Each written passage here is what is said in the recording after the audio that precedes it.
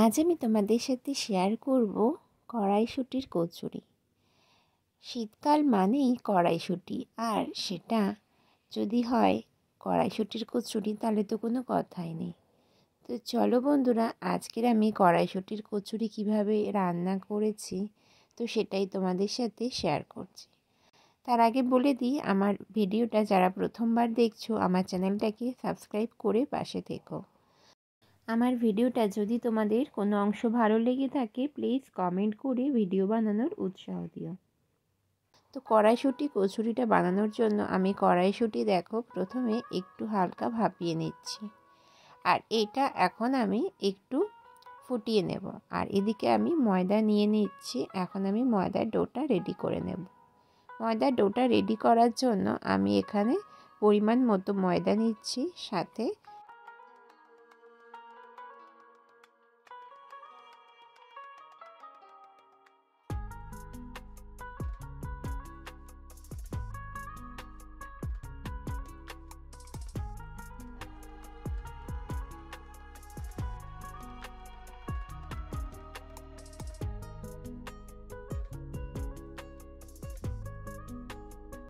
ময়দার ডোটা তো রেডি হয়ে গেছে। এদিকে দেখো মটরশুঁটিটাও আমি হালকা একটু এরকম ফুটিয়ে নিলাম, আর এটা এখন মিক্সি করে নেব। মটরশুঁটিটার মধ্যে আমি পরিমাণ মতো স্বাদ মতো একটু কাঁচা লঙ্কা দিচ্ছি, আর এখানে লবণ আর চিনির পরিমাণটা আমি এখনই দিয়ে দেব, যাতে ভালো করে চিনিগুলো মিক্সি হয়ে যায় আর যাতে একদমই দানা ভাব না থাকে। তো চলো বন্ধুরা, এটা আমি এখন মিক্সি করে নিয়ে তোমাদের মধ্যে আবারও ফিরে আসছি, তোমরা সঙ্গে থেকে দেখে নাও।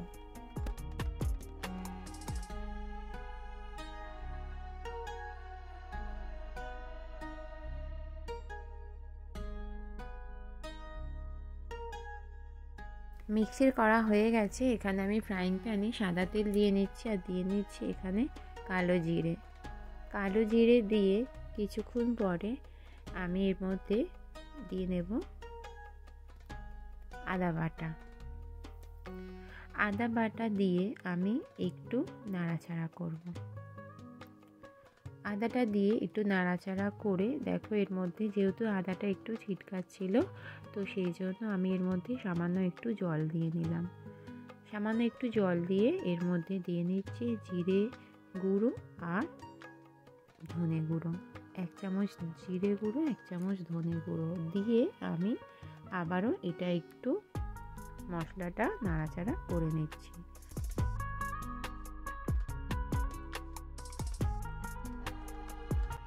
আমি যে মটরশুঁটিটা মিক্সি করেছিলাম সেই মটরশুঁটিটা এখন এর মধ্যে দিয়ে নেব। মটরশুঁটি বাটাটা পুরো দিয়ে কিছুক্ষণ একটু নাড়াচাড়া করব।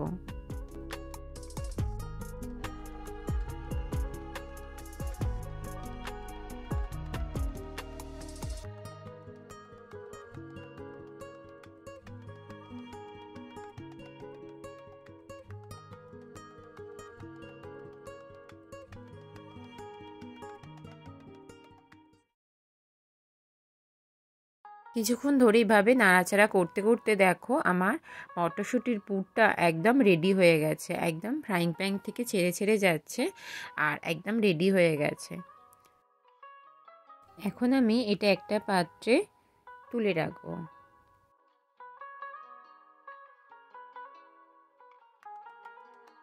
এদিকে আমার ময়দার ডোটাও রেডি হয়ে গেছে। এখন আমি লেচির আকারে ছোট ছোট পিস করে নেব, ছোট ছোট লেচির আকার করে কেটে নেব। আর মটরশুঁটিগুলো ছোট ছোট আমি গোলাকার বানিয়ে নেব, কারণ এগুলো পুর ভরতে সুবিধা হবে। আর এদিকে কড়াই দেখো বসিয়ে দিয়েছি, সাদা তেলও দিয়ে নিয়েছি। এখন আমি কচুরিগুলো রেডি করে নেব, পুরগুলো ভরে রেডি করে নেব। তোমরা আমার সঙ্গে থেকে দেখে নাও।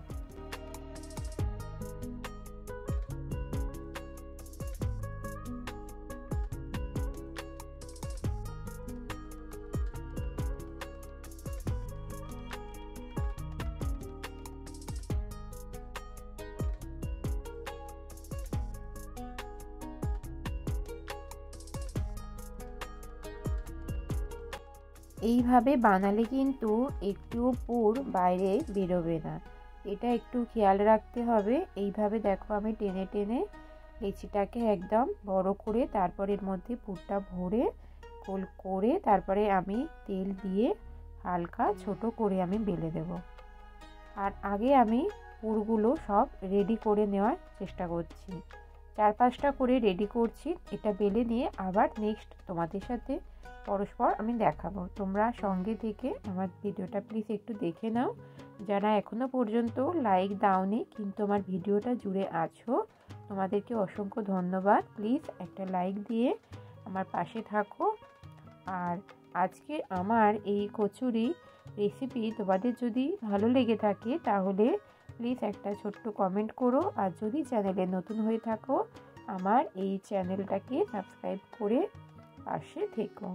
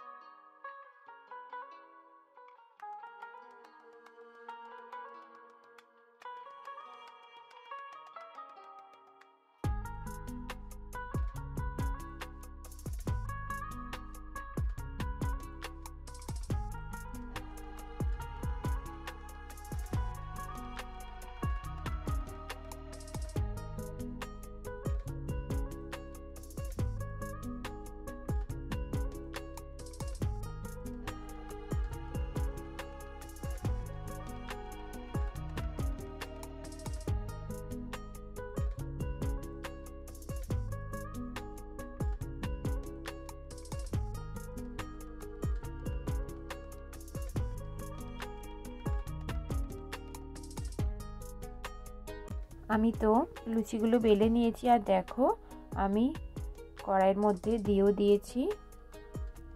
এখন কত সুন্দর ফুলে উঠছে তোমরা সেটা দেখতেই পাচ্ছ। ঠিক এইভাবেই করলে কিন্তু সবগুলো ফুলে উঠবে।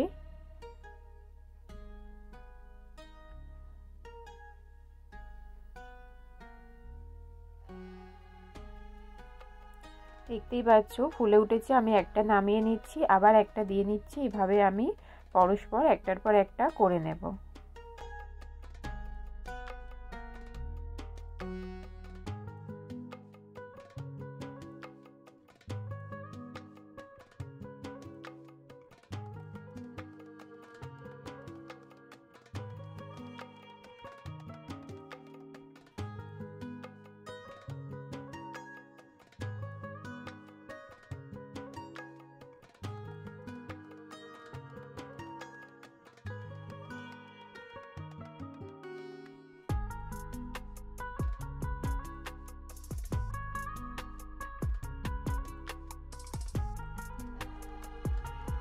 আমার তো কচুরিগুলো একদম রেডি হয়ে গেছে, মটরশুঁটির কচুরি।